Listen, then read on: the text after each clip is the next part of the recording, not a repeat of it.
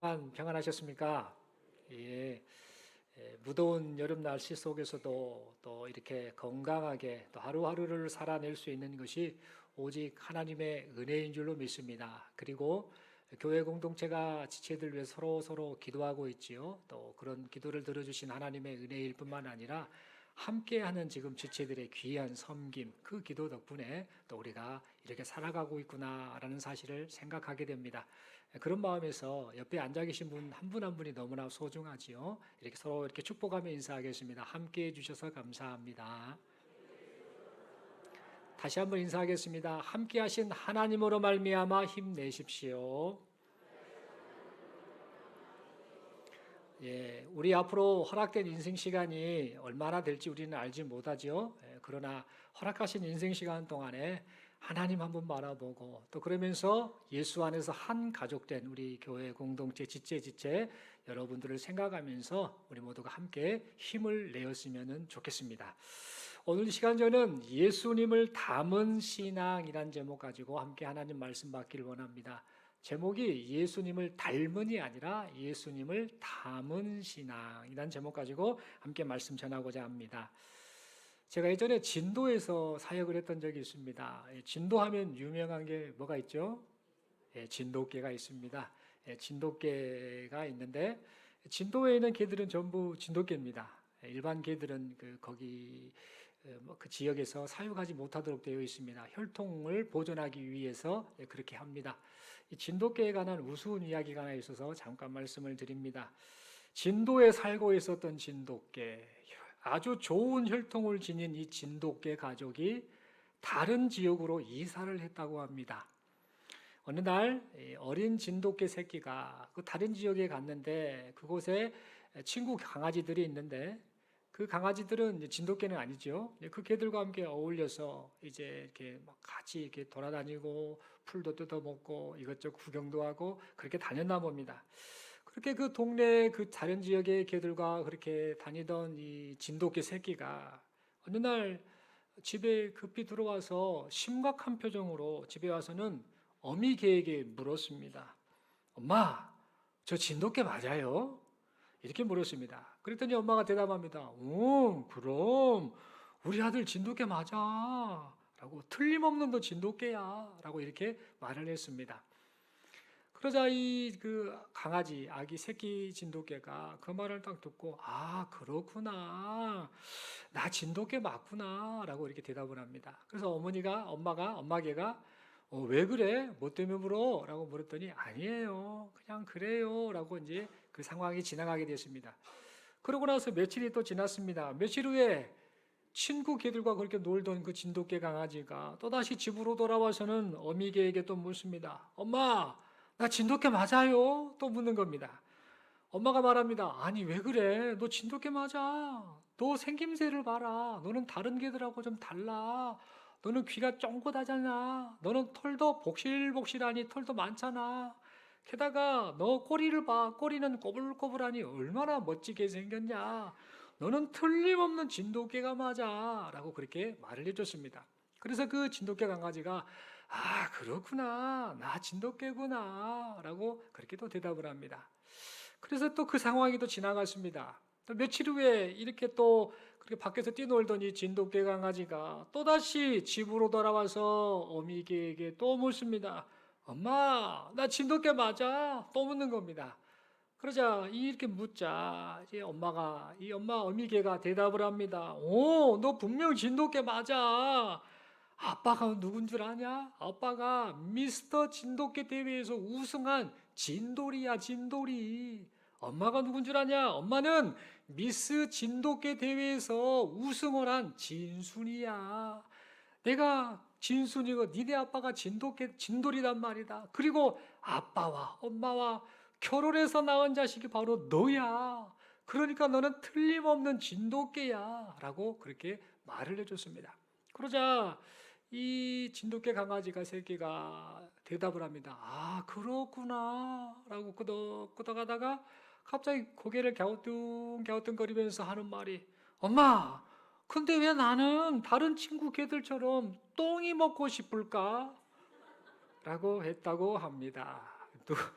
누가 지어낸 이야기인지는 잘 모르겠습니다만 실제로 개들이 똥을 많이 먹어요. 그래서 진돗개는 그러지 않은 걸로 아는데 이 개가 그 친구들 따라다니다 보니까 친구들의 영향을 받아가지고 그런 그 반응이 나타나서 고민하다가 어미개에게 그렇게 물었다라고 합니다. 그 진돗개 새끼는 자기가 진돗개라는 것을 알아요. 엄마로부터 다 그 이야기를 들었고 나는 분명 틀림없는 진돗개야라고 생각을 하는데 그 주변에 있는 다른 지역의 그 친구들과 어울려 다니다 보니까 자기도 모르게 내가 진돗개인 것 같은데 진돗개가 아닌 다른 개들과 같은 그런 것들을 내가 관심을 갖고 거기에 마음이 빼앗기고 결국 진돗개 아닌 개들이 똥 먹는 것을 보고 와 부럽다 나도 먹어볼까라는 그런 생각이 들면서 스스로 내가 진돗개가 맞는가에 대한 자기 정체성이 흔들리고 말았던 겁니다. 여러분 이처럼 우리도 신앙생활을 하면서요 신앙 정체성이 흔들릴 때가 있습니다. 오랫동안 신앙생활을 하는데 내 신앙이 맞아? 이게 진짜 정답인가? 아니면 저 사람의 신앙이 맞는 건 아닐까? 다른 이런저런 것들을 주장하는 다른 종교, 다른 교파, 다른 어떤 엉뚱한 소리라는 이단들 그런 사람들의 말이 맞는 건 아닐까? 라는 그런 생각을 하면서 나도 저렇게 신앙생활을 해야 되나? 나도 저런 것을 따라서 저런 것을 믿고 가야 되나라는 그런 생각을 하면서 어떤 신앙이 참된 신앙인가를 고민할 때가 참 많은 것 같습니다.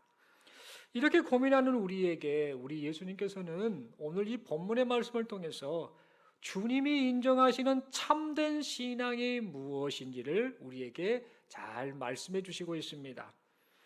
여러분 신약 성경을 통해 우리 예수님께서 행하셨던 그 행적들을 가만히 살펴보면 중요한 특징이 있습니다. 그것은 뭔가 우리 예수님께서는 많은 병자를 고쳐주셨다라는 겁니다. 그리고 소외된 사람들, 죄인들, 세리, 장녀들, 즉 정죄받았던 사람들과 친구가 되어 주셨다라는 사실입니다.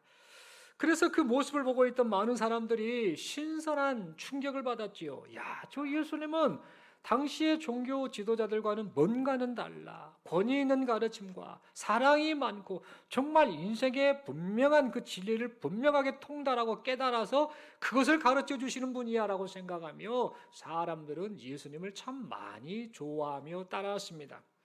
하지만 예수님의 이런 행동을요, 모든 사람들이 다 좋아했던 것은 아닙니다. 당시의 종교 지도자들, 바리새인, 사두개인, 그리고 서기관과 같은 이런 사람들은 예수님을 시샘했습니다. 예수님을 미워했습니다. 예수님의 이런저런 행동을 참으로 많이 못마땅하게 여겼습니다. 왜 그랬는가?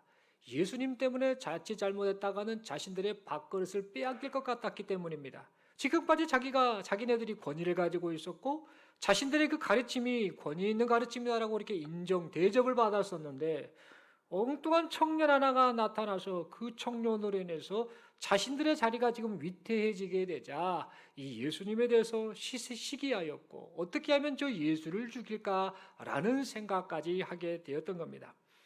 그러나 우리 예수님께서는 이 종교 지도자들의 이 반발에 대해서요 아랑곳하지 않으셨습니다. 그냥 그러든가 말든가 하면서 하나님께서 맡기셨던 일, 많은 병자를 고치고 죄인들과 함께 식사하시면서 하나님의 말씀을 전하고 천국 복음을 전파하시면서 하나님께서 맡기신 일을 성실하게 수행하셨습니다. 그러던 어느 날이었습니다. 사람들이 예수님께 찾아와 물었습니다. 아니 예수님, 세례 요한의 제자들 그리고 바리새인의 제자들 그들은 금식을 하는데 왜 예수님의 제자들은 금식을 안 하는 겁니까? 라고 그렇게 물었습니다. 여러분 사람들이 예수님께 이렇게 물었던 이유는 아마 이 오늘 본문의 이 배경의 시기가 금식을 해야 될 그런 때였던 것 같습니다. 여러분 당시에 이 금식은 이 이스라엘 사람, 특별히 여기는 남유다죠, 유다죠. 유다 사람들에게 있어서는 일반화, 보편화되는 그런 상황이었습니다. 그러니까 누구나 금식은 해야 한다라고 그렇게 인식되던 시대였지요. 당시 모든 유대인들은 적어도 1년에 한 번씩은 꼭 반드시 금식을 했었습니다. 구약성경 모세의 5경에 따르면 대속죄일에 모든 이스라엘 백성들이 반드시 금식을 해야 했었지요. 특별히 대속죄일에 금식하는 이 7월 10일에 금식하는 이 일이 신앙의 중요한 전통이었습니다. 레위기 16장 29절 말씀이 그 사실을 말해주고 있습니다. 너희는 영원히 이 규례를 지킬지니라. 일곱째 달 곧 그 달 10일에 너희는 스스로 괴롭게 하고 아무 일도 하지 말되 본토인이든지 너희 중에 거류하는 거류민이든지 그리하라 라고 말씀하고 있습니다. 여기서 너희는 스스로 괴롭게 하다라는 이 말의 의미는 히브리 사람들의 문학적 표현을 이렇게 하는 것입니다. 다시 말해 너희 스스로를 괴롭게 하라라는 이 말의 원래 의미는 금식해라라는 의미이죠. 이것을 문학적으로 표현할 때 스스로 괴롭게 해라. 배가 고픈데 괴롭지 않겠습니까? 몸이 고통스럽지 않겠습니까? 이 금식을 의미하는 표현을 이렇게 말했던 겁니다. 그래서 이스라엘 백성들은 이 대속죄일 이때가 이르면 이제 하루 종일 24시간 그 전날 저녁부터 다음날 그 저녁까지 계속해서 금식하며 하나님 앞에 그 신앙을 고백하고 하나님의 은혜를 구했습니다. 그래서 이 말씀을 따라서 모든 이스라엘 백성들은 최소한 1년에 한 차례씩은 반드시 금식을 했었고 이 금식의 전통이 지금 예수님의 활동하선 당시의 시대까지 오게 되었던 겁니다. 그런데 그런 과정 중에 아주 독특한 사건이 하나 발생하지요. 이제 북이스라엘이 멸망을 하고 남유다가 멸망을 하고 그래서 아수르에 의해서 BC 722년에 이 북이스라엘이 멸망해서 전부 이제 흩어져 버리게 되었고 이제 BC 586년에는 이제 남유다가 바벨론에 의해서 멸망하고 포로로 끌려가는 사건이 있었지 않습니까? 그때 이 포로로 끌려가면서 그 당시의 사람들 속에 머릿속에 무슨 생각이 들었는가? 어쩌다가 이 나라가 망하게 됐을까? 우리는 하나님의 선민 백성인데 왜 우리가 이렇게 비참하게 포로로 끌려와서 저 우상 신상 앞에서 이렇게 포로 생활을 하고 있는 걸까? 무엇이 문제였을까라는 것을 고민을 하다가 그들이 내린 결론이 뭐였는가? 아하, 우리가 하나님의 말씀을 버렸기 때문이고 하나님의 그 주신 율법을 준수하지 못했기 때문이다. 이제 정신을 차려야겠다라고 하며 사람들 사이에 각성운동이 일어나게 됩니다. 그러면서 점점 하면서 그 사람들이 모여서 만들어진 그 세력이 바로 바리새인들이었죠. 이 바리새인들이 이 역사적으로 계속해서 흘러와서 이제 지금 예수님 당시에도 지금 이 바리새인들이 계속해서 주축 세력이 되어서 활동을 하고 있었던 겁니다. 이 바리새인들은 무슨 생각을 했는가? 율법을 더 잘 지켜야 된다. 그래야 이 나라가 회복이 된다. 그래야 이 나라가 복을 받는다. 그래야 하나님께서 우리를 지켜주신다라는 그런 생각을 가지고 율법에서 규정했던 금식 그 외에 더 많은 날 동안 금식을 하자라고 하며 또 다른 금식일을 정해서 그들은 금식을 하였습니다. 그래서 이 바리새인들은 금식을 어떻게 했는가? 1년에 한 차례가 아니라 매주일 7일마다 2차례씩 계속해서 금식을 하였습니다. 금식을 하는데 단순히 음식물만 먹지 않은 것이 아니었습니다. 그들은 물까지 마시지 않았습니다. 철저하게 금식을 하면서 그들은 하나님 앞에 경건의 모습을 보였던 겁니다. 어찌 보면 정말 경건한 모습 아닙니까? 그런데 그들의 속을 가만히 들여다보면 참 심각한 문제가 있었습니다. 바리새인들은 금식 행위를 통해서 이 사람들 앞에서 자신들의 그 경건함을 드러내려고 하는 그런 아주 못된 마음을 가지고 있었던 겁니다. 그래서 누가복음 18장 12절 말씀을 보면 예수님께서는 이와 같은 이 바리새인들의 외식적인 경건 이것을 책망하시되 비유를 통해서 말씀을 하고 계심을 보게 됩니다. 이렇게 기록됩니다.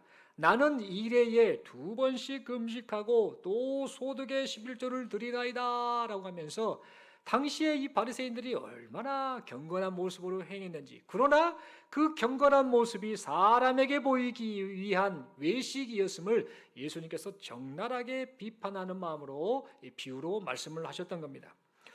여러분, 이처럼 이 바리새인들의 금식은 사람들에게 보이기 위한 외식적인 경건 행위에 불과했던 것입니다. 여러분, 오늘 본문에 등장하면 또 세례 요한의 제자들이 금식을 했다라고 하고 있죠. 물론 그들도 금식을 했었습니다. 그들은 금식을 하되 바리새인들처럼 사람들 앞에서 경건함을 드러내려고 금식하지는 않았습니다. 그들은 죄를 슬퍼했습니다. 내가 죄가 많네라는 그런 고백을 했고, 그리고 하나님이 보내시겠다라는 그 메시아가 어서 오면 좋겠다라는 마음으로 메시아의 도래를 준비하는 마음으로 금식에 임했습니다. 그러니까 어찌 보면 이 바리새인들과 비교했을 때에 이 세례 요한의 제자들의 이 행한 금식은 주님이 보시기에 인정받을 만하다라는 모습이라고 우리는 여겨집니다. 하지만 세례 요한의 제자들도 문제가 있었습니다. 어떤 문제가 있었는가? 우선은 그들은 지금 그들이 기다리는 메시아가 저 예수님이라는 사실을 몰랐습니다. 예수님이 오셨다라는 사실, 메시아가 오셨다라는 사실을 모른 채 그들은 계속해서 습관을 따라 무엇을 했는가? 금식을 하기는 하되 지나친 절제와 금욕주의의 삶을 살면서 그렇게 금식을 했던 겁니다. 그래서 마태복음 11장 18절의 말씀을 보면은요, 이 세례 요한과 그의 제자들을 향해서 사람들이 이런 말을 합니다. 먹지도 않고 마시지도 않고 귀신 들렸네 라는 소리를 할 정도로 이 세례 요한의 제자들은 이 절제와 금욕주의에 입각한 그런 금식을 했었습니다. 그러다 보니까 그들의 금욕주의적인 이 행동이 자신들의 경건을 드러내는 공로 행위가 되고 말았던 것입니다. 여러분, 그러니까 정리를 해보자면 바리새인들의 금식뿐만 아니라 세례 요한의 이 제자들의 금식 행위에도 똑같이 문제가 있었던 겁니다. 그런데 사람들이 보기에는 바리새인들의 금식 행위나 세례 요한의 제자들의 금식 행위보다 지금 예수님의 제자들이 행하는 금식에 관한 행동이 지금 큰 문제가 되었던 겁니다. 무슨 말이냐? 저들은 금식을 하는데 예수님의 제자들은 지금 금식을 하고 있지 않았던 겁니다. 그래서 사람들이 보기에 지금 예수의 제자들은 경건한 사람들이 아니다. 왜 금식을 안 하는 거야? 저건 문제가 된다. 분명 이스라엘의 귀한 신앙의 전통인데 그것을 행하고 행하지 않고 있네라고 하면서 그것을 보면서 이 사람들이 예수님을 향해 따지듯이 그렇게 물었던 겁니다. 왜 당신의 제자들은 금식을 하지 않습니까? 라고 그렇게 물었던 겁니다. 그러자 예수님께서 대답을 하십니다. 혼인집 손님들이 신랑과 같이 있을 때에 그 결혼식 날에 금식하는 사람이 누가 있겠냐? 신랑과 함께 있을 때에 금식하는 것이 맞는 행동이냐? 아니지 않느냐? 장차 신랑을 빼앗길 날이 있을 거야. 그때 가서 그 슬픈 날일 때에 금식을 하는 것이 맞다. 생각을 한번 해봐라. 생배 조각을 낡은 옷에 붙이면 점점 낡은 옷이 결국에는 찢어지지 않겠냐. 새 포도주를 헌 부대에 넣으면 발효되는 과정에서 결국에는 그 헌 부대가 터져버려서 그 새 포도주까지 다 잃어버리지 않겠느냐. 그러니까 오직 새 포도주는 새 부대에 넣는 게 맞지 않겠느냐라고 말씀을 하시면서 금식하지 않는 이 제자들의 행동이 오히려 정당하다라는 그런 의미의 말씀을 해주셨습니다. 그렇다면 여러분, 여기서 우리가 하나 궁금한 게 있습니다. 예수님께서 금식하지 않은 이 제자들의 행동을 이렇게 정당하다, 즉 변호하고 계신 그 분명한 이유가 도대체 무엇일까요? 팔이 안으로 굽는다라는 말이 있죠. 그런 것처럼 우리 예수님께서 그냥 제자들은 내 제자니까, 내 새끼들이니까 그냥 쟤네들이 하는 행동은 뭐든지 좋게 보여, 괜찮아 라는 그런 마음을 가지고 팔이 안으로 굽는다라는 말처럼 이 제자들을 그냥 무작정 이 제자들의 편을 들어주시기 위해서 그렇게 이 사람들에게 대답을 하셨던 것일까요? 아니면 우리 예수님께서는 금식 자체를 별로 기뻐하지 않으셨을까요? 금식하는 것에 대해서 관심이 없으셨을까요? 그래서 사람들에게 그렇게 대답을 하셨던 것일까요? 여러분, 마태복음 16장 23절의 말씀을 보면 예수님께 대해서 이 베드로가 기가 막힌 신앙 고백을 합니다. 주는 그리스도시요 살아계신 하나님의 아들임이십니다 라고 그렇게 고백을 하며 예수님께 엄청난 칭찬을 받습니다. 그러다가 그 이후에 예수님께서 이제 내가 장차 고난을 당할 거야, 내가 십자가 죽음을 당할 것이고 다시 3일 만에 살아날 거야 라는 이런 말씀을 하셨을 때에 베드로가 어떻게 반응을 합니까? 예수님, 그런 말도 안 되는 소리를 하십니까? 라며 항변하듯, 즉 예수님을 꾸짖듯이 그건 안 됩니다라고 말을 하게 됩니다. 이때 여러분, 예수님께서 이 베드로에게 어떻게 반응하신지 기억하시죠? 그러냐? 이렇게 하지 않으셨습니다. 예수님께서는 베드로에 대해서요 호되게 뭐라고 책망하셨음을 우리는 기억하게 됩니다. 예수님께서는 인정에 이끌려 가지고 사람의 그 인정에 이끌려서 봐주시지 않으셨습니다. 진리를 거스리고 하나님의 뜻을 거스리는 이 제자의 행동에 대해서 단호하게 반응하셨음을 우리는 확인하게 된다라는 겁니다. 또한 누가복음 4장 2절의 말씀을 보면은요, 예수님께서는 성령에 이끌려 마귀에게 시험을 받기 전에 뭘 하셨는가? 금식하셨음을 보게 됩니다. 그러니까 예수님께서는 금식을 부정하지 않으셨습니다. 예수님께서는 금식하셨다라는 사실입니다. 이런 것들을 종합적으로 생각해 볼 때에 우리가 알 수 있는 것이 있습니다. 그것은 뭔가 예수님께서 금식을 하지 않는 이 제자들의 행동을 정당하게 말씀하셔 주셨던 것은 다름이 아니라 사사로운 인정에 이끌려서 그렇게 말씀하신 것인 것도 아니고, 또한 금식을 부정해서 그렇게 말씀하신 것도 결코 아니라는 사실입니다. 그러면 예수님께서 이렇게 금식하지 않는 이 제자들의 행동을 정당화하시면서 도대체 지금 뭘 말씀하고 싶으셨던 걸까요? 이 금식 논쟁에 대해 이 사건을 통해서 예수님이 진짜 제자들에게, 사람들에게, 아니면 지금 이 말씀을 듣고 있는 우리에게 지금 말씀하시고 싶은 것이 도대체 무엇일까요? 여러분, 그것은 바로 너희가 찾는 진리, 너희가 열심히 섬기는 하나님, 너희가 간절히 기다리는 메시아, 그가 바로 나다. 바로 나 예수다. 그러니 율법 행위로 구원을 이루어 보려고 했던 그동안의 삶을 청산해라. 그리고 이제는 행위가 아닌 오직 나를 믿는 믿음으로 살거라 라는 그 의도를 가지고 그렇게 말씀을 하셨던 것입니다. 다시 말해 예수님께서는 예수님을 통해 구원의 이 새 시대가 열렸으니, 예수님을 통해서 구원의 새 시대가 열렸으니 이제 사람들이 예수님만을 바라보며 예수님이 원하시는 구원받은 백성으로 살기를 바라셨던 것입니다. 사랑하는 성도 여러분, 지금 여기 모인 우리는요, 복음을 들은 사람들입니다. 이 복음의 주인공이신 이 예수님을 만난 사람들입니다. 복음을 통하여 주님을 만나게 되었고, 구원의 주님, 영생의 주님, 그 주님을 우리가 이 시간 오늘날 믿게 되었습니다. 그리하여서 믿음으로 말미암아 하나님의 자녀가 되었고 하나님이 약속하신 영생을 누리는 존재가 되었습니다. 이 영생을 누리는 존재라는 이 사실은 우리가 살아있는 지금 현재뿐만 아니라 우리가 죽은 이후에도 영원토록 변함이 없는 분명한 사실입니다.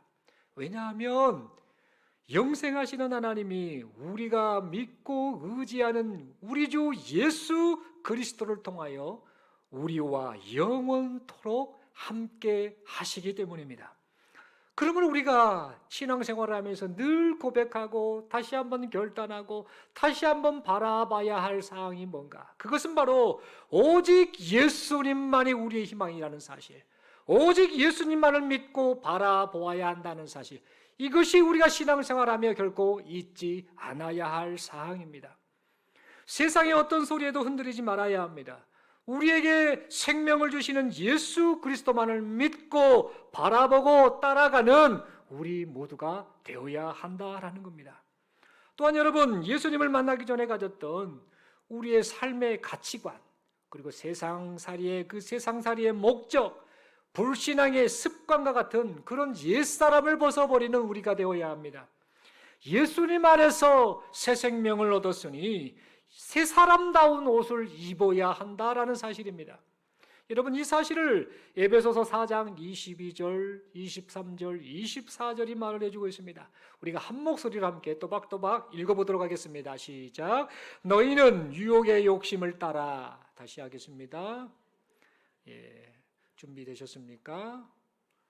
시작. 너희는 유혹의 욕심을 따라 썩어져가는 구습을 따르는 옛사람을 벗어버리고 오직 너희의 심령이 새롭게 되어 하나님을 따라 의와 진리의 거룩함으로 지으심을 받은 새 사람을 입으라. 아멘이십니까? 아멘입니다. 그런데 여러분, 우리가 만약 예수님을 믿어 새 생명을 얻었고 새 사람이 되었다라고 말은 하면서도 계속해서 과거의 삶에 그 살아왔던 가치관, 세상적인 가치관, 세상 목적, 불신앙의 습관을 계속해서 따라 산다라고 한다면은요, 이 시간 여기 모인 우리는요, 스스로에게 질문을 해야 합니다.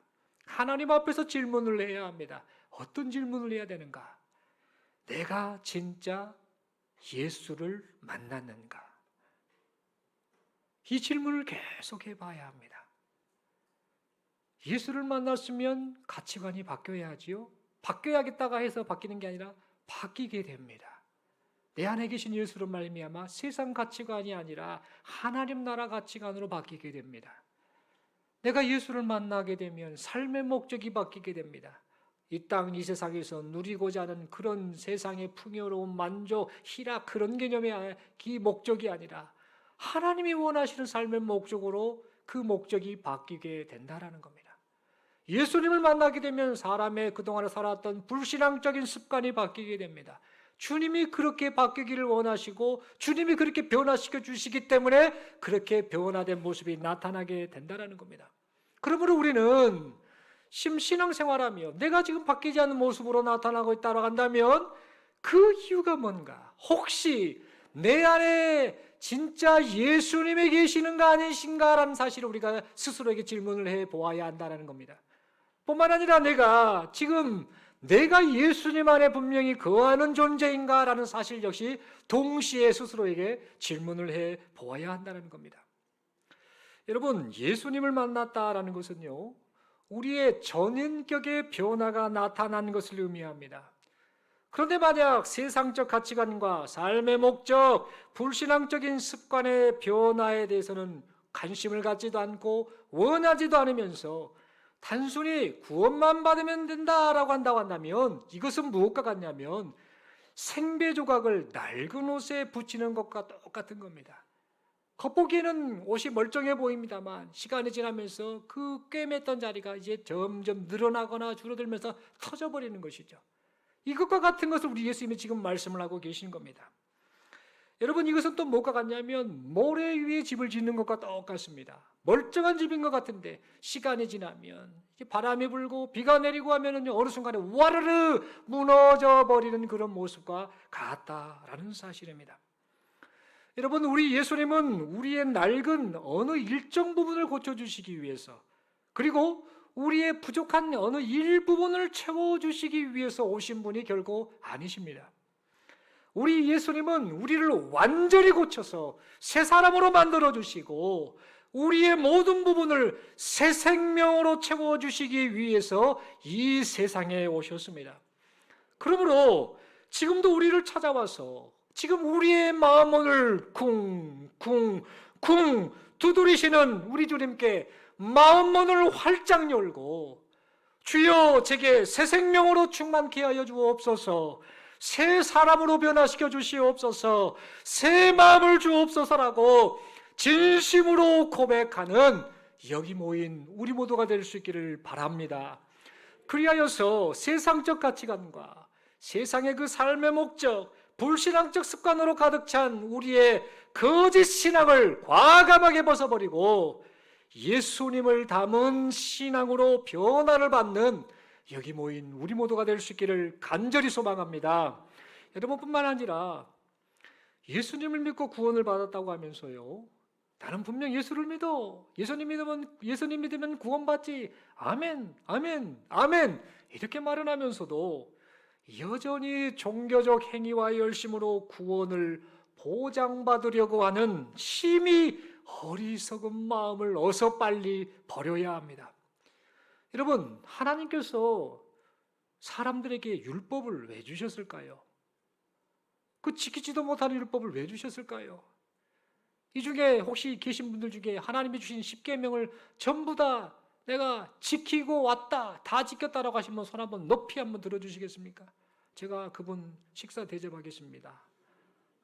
한 20만 원짜리 비싼 음식 한번 킹크랩 같은 거 한번 대접하겠습니다. 제가 이렇게 용감하게 말씀드린 이유를 아시지요? 단 한 사람도 율법을 제대로 지킨 사람이 아무도 없습니다. 설교를 하는 저 역시도 똑같습니다. 그렇게 부끄러운 존재입니다. 이처럼 사람들은 율법을 지키지 못하는데 왜 하나님께서는 사람들에게 율법을 주셨을까요? 왜 이런 율법을 주셨을까요? 율법을 잘 지켜서 구원받게 하시려고 하나님께서 율법을 주셨을까요? 결코 아니라는 겁니다. 지키는 사람이 없는데 어떻게 구원을 받겠습니까? 율법을 지키기는 지켜야겠는데 계속해서 율법을 범하기만 하고 죄를 짓는 이 자신을 보면서 나는 본능적으로 하나님의 말씀을 거역하구나. 나는 본능적으로 죄를 짓는 그런 존재이구나. 아무리 노력해도 아니 되구나. 하나님 이런 나를 불쌍히만 여겨주옵소서. 저를 죄와 사망에서 구원해 주실 예수님만을 바라볼 뿐입니다 라는 그런 고백을 하게 해 주시려고 사람들에게 하나님께서 율법을 주셨다라는 사실입니다. 여러분, 이 사실을 갈라디아서 3장 24절에서 말해주고 있지요. 이같이 율법이 우리를 그리스도께로 인도하는 초등교사가 되어 우리로 하여금 믿음으로 말미암아 의롭다함을 얻게 하려 함이라. 아멘. 여러분, 이처럼 행위로는 구원받을 수 없다라는 사실을 깨닫게 해주시고, 그리고 예수님을 믿음으로만 구원받는다라는 사실을 깨닫게 해주시려고 하나님께서 우리에게 율법을 주셨습니다. 그런데 여러분, 안타깝게도 세상 종교의 영향을 받거나 아니면 세상 사람들의 그 가치관의 영향을 받거나 또는 거짓 이단들의 영향을 받아서 가끔가다 이렇게 활동하고 이렇게 신앙생활하고 이렇게 살아가는 사람들이 있습니다. 어떻게 살아가는가? 나의 열심과 행위로 구원을 보장받을 수 있다라는 그런 어리석은 마음을 품고 사는 존재들이 있다라는 겁니다. 종교적 열심을 내거나 경건해 보이는 행위를 하면 내가 구원받을 수 있다, 구원이 보장되었다라고 그렇게 착각하며 사는 사람들이 있다라는 겁니다. 분명 성경은 그것을 가르치지 않는데 주변 사람들의 그 영향을 받아서 그렇게 혼돈해하며 헷갈려하면서 그것을 따라가려고 하는 어리석은 사람들이 있다라는 겁니다. 이것은 무엇과 같은가? 마치 아까 말씀드렸던 진돗개 강아지와 같은 똑같은 모습입니다. 이 분명한 진돗개임에도 불구하고 이 진돗개 강아지가 다른 친구 강아지들과 어울려서 이 친구들이 똥을 먹는 것을 보면서 똥 먹는 것이 개에게 있어서 귀한 음식인가 보다. 개는 저렇게 살아야 되나 보다라고 하며 혼란스러워하면서 그 잘못된 행동을 따라가려고 했던 것처럼 오늘날 신앙생활하고 인생을 산다는 사람들 가운데에 잘못된 구원관을 가지고 그것을 따라서 그것이 옳은 것인 양 따라가는 사람들이 많이 있다라는 사실입니다. 여러분, 이런 사람들 향해서 바울은 갈라디아서 3장 3절을 통해 말을 합니다. 너희가 이같이 어리석으냐? 성령으로 시작했다가 이제는 육체로 마치겠느냐라고 말씀하면서 제발 세상 종교의 영향이나 세상 사람들의 가치관이나 거짓 이단들의 영향에 속아서 종교적 행위로 구원을 보장받으려는 그런 어리석은 행동에서 제발 좀 돌이키라라고 그렇게 말을 했던 것입니다. 그러면서 결론적으로 뭔 말을 하는가? 구원은 오직 예수 그리스도만을 믿고 의지하고 바라보는 것이니 예수만 바라보십시오라고 그렇게 말을 했던 것입니다. 사랑하는 성도 여러분, 그러므로 새 포도주를 담기 위해서 뭐가 필요합니까? 헌 가죽 부대는 필요하지 않습니다. 반드시 새 가죽 부대가 필요하지요. 겉모양만 봐서는 헌 가죽 부대나 새 가죽 부대나 비슷합니다. 그런데 새 포도주를 담기 위해서는 반드시 새 가죽 부대만이 필요합니다.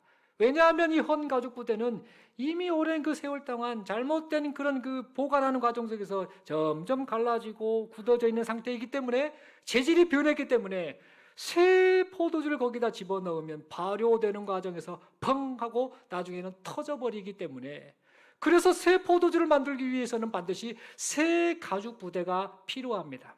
여러분, 이처럼 예수 믿는 사람은요, 참 생명이신 예수님께서 우리 안에 함께 계셔서 이제 새 생명을 얻게 되었으니까 이제는 옛날 세상 사람들의 습관이나 옛날 사람들의 율법주의나 그런 잘못된 생각을 따라갈 것이 아니라 이제 새롭게 된 사람으로서 새 마음을 품고 새 사람을 입는 그런 성도로 살아가야 될 줄로 믿습니다. 뿐만 아니라 하나님 앞에서 신앙생활을 하되 세상의 가치관, 세상의 그런 목적, 그리고 잘못된 습관, 종교 외식과 종교 행위주의와 같은 그 불신앙은 과감하게 벗어버리고 예수님을 담은 신앙으로 살아가시는, 오직 예수님만을 바라보시는 여기 모인 우리 모두가 될 수 있기를 간절히 소망합니다. 그리하여서 신앙의 그 정체성을 흔드는 사단마귀의 공격 앞에서도요, 흔들림 없이 굳건한 믿음으로 살면서 우리의 삶 속에서 오직 예수 그리스도만을 증거하는, 구원자이신 예수님만을 증거하는 예수 증인의 삶을 살아가시는 여기 모인 우리 모두가 될 수 있기를 소망합니다. 마지막으로 서로 이렇게 인사하겠습니다. 당신은 무엇을 담은 신앙인입니까?